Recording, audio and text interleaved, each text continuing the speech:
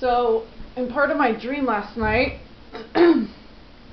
or early this morning, whatever, well, there's a couple interesting parts. One of my soul brothers from my soul family, we kept trying to get to this place, and we kept getting stuck, like at a Kmart, on a bus, and in this house. We had to like finish our laundry and stuff, and it was like things that kept trying to delay us. And he's a twin flame too, and he has a channel and stuff. And all the entrances and exits were like stairwells or like a regular entrance or exit, but like filled with water, like, you know, like up to your chest almost, you know, like deep water. So it's like entrance, exit, like birth, death, and it's all through the water, the womb, the water.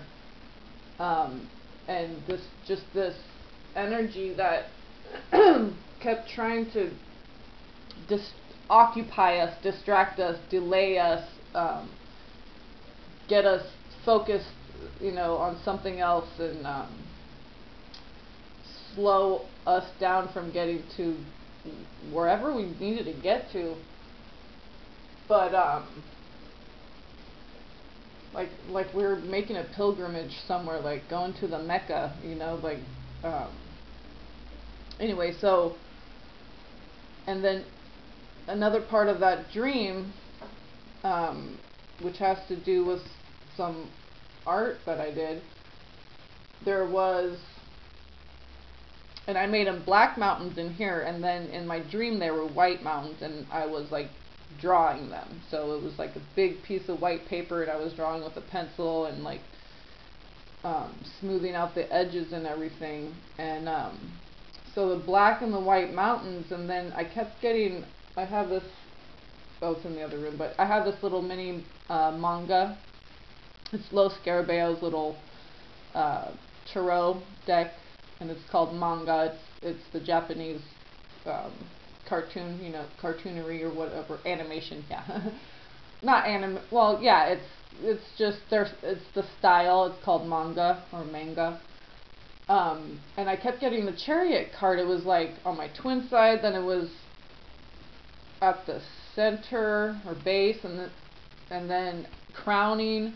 And in that deck, in the manga deck, it says, for the Chariot card, the definition is nothing's all completely black or completely white. Oh, and the twin flame guy, soul brother that I was part of my soul family, he was in my dream. He's black, and I'm white. I guess that's how you consider it. So, okay, so the black and the white, and then the water, the womb, the mountains, black and white mountains, and then in my Egyptian tarot deck, I think it's the moon card. Let me find it really quick.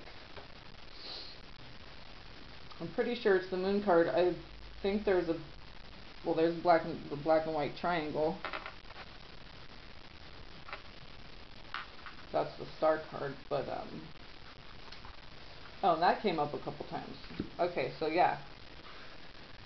Oh, and that just reminds me, because there's a scorpion on there. So there it is. There's the moon card. You see, so it's kind of like yin yang, okay, like masculine, feminine, the black, the white, and there's a white mountain and a black mountain. And I kind of, that's how they came out, not pointed, but very like steep sloped like that.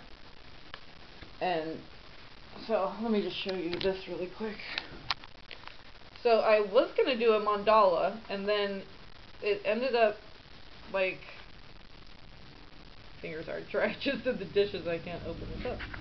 Okay, so this is just automatic art where I just made like 4 quadrants, okay, and then just did like a design in each one to kind of warm up. I started with the center, and it more like, instead of being like a mandala very symmetrical, it kind of more resembled like movement, like a fan, kind of more like leaves, but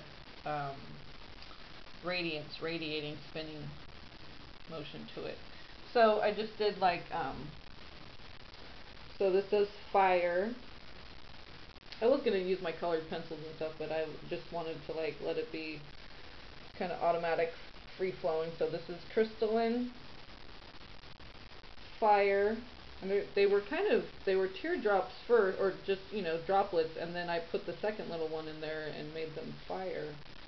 So those are flames, and then these are, you know, the black and white triangle.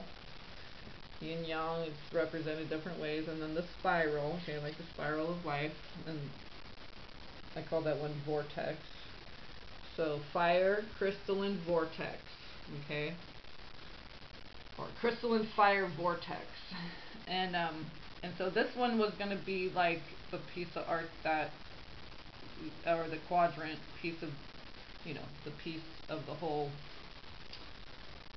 puzzle or picture here.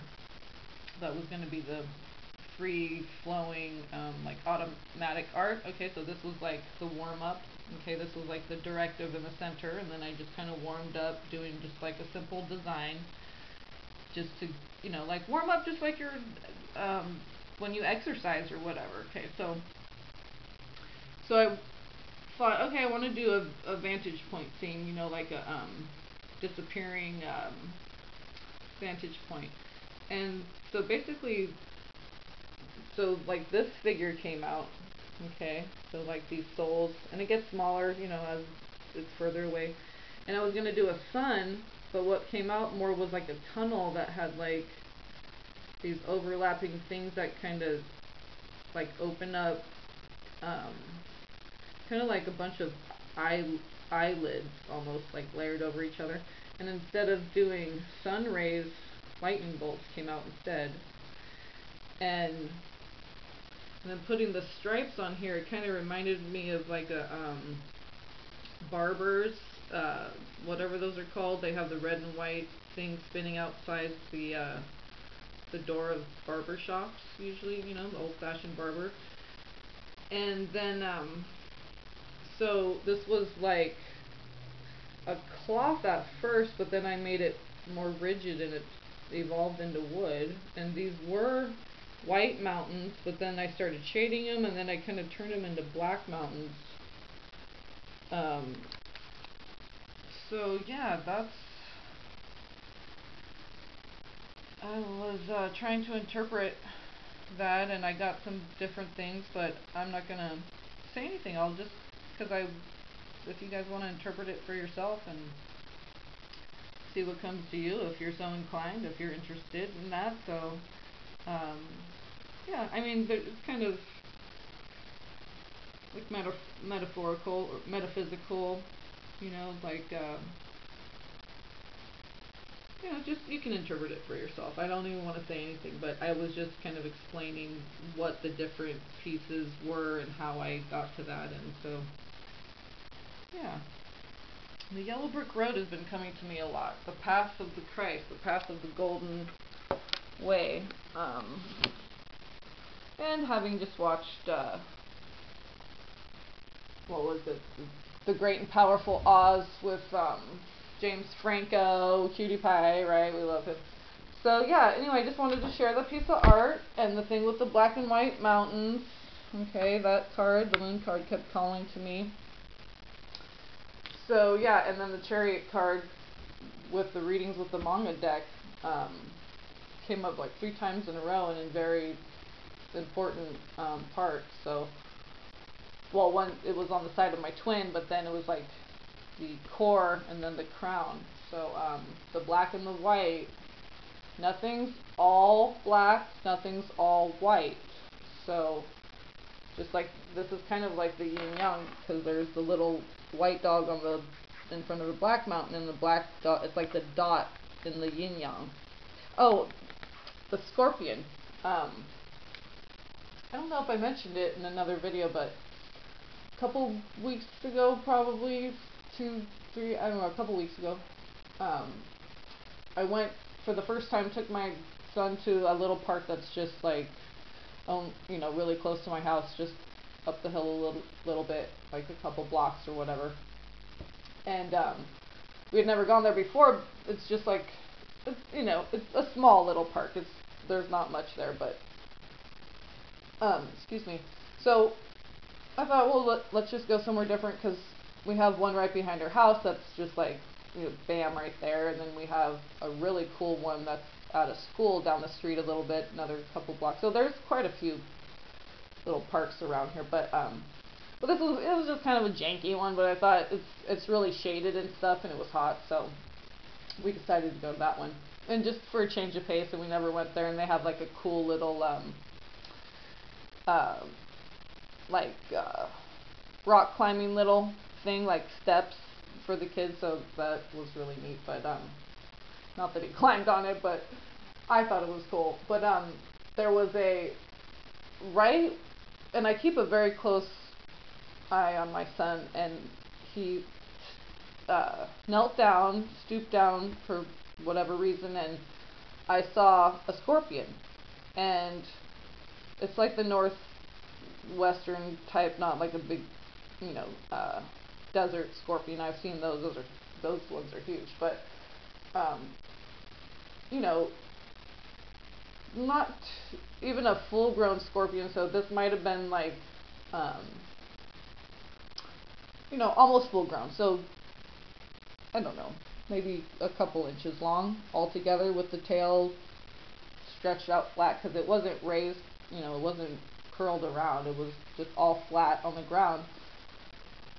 So it didn't feel threatened or anything, and it was like right by my son's foot, and I was gonna like go grab him and like kick it away or something, but it's like right at the perfect moment, my son just got up and started, you know, running away, playing and stuff. So I just out of instinct, I smashed it, but then, and I swear to God, I saw this thing moving, crawling. Okay, I was like, oh, it's a scorpion, and I know there's tons of scorpions in the Northwest, so in the States. So I squished it with my foot, and that's why I think it was a younger one, or maybe just got a new layer of whatever, because it has an exoskeleton that it should. That's why I think it was a younger one, because it squished really easily, and it wasn't as big as a fully mature one. But then I looked on the ground, and the bottom of my shoe, because it's kind of, the bottom of my shoe is really rigid. I was thinking, oh, it's going to get all stuck in there, like most things do, because it's like really textured. They're like running shoes or something. I don't know, really textury bottom. So, but I looked, and there was like no smear on the ground. There was nothing stuck in my shoe. Nothing that indicated that there was a squished bug or anything. And I know I did not hallucinate. I saw that thing crawl, and I know what a scorpion looks like, and it was obvious, and it was so that was very strange, because I didn't have the sensation when I stepped on it, and then there was no evidence of it. So anyway, things are like seeming to be like the veil, you know, is getting very thin. The veil between this dimension and the ones beyond it. So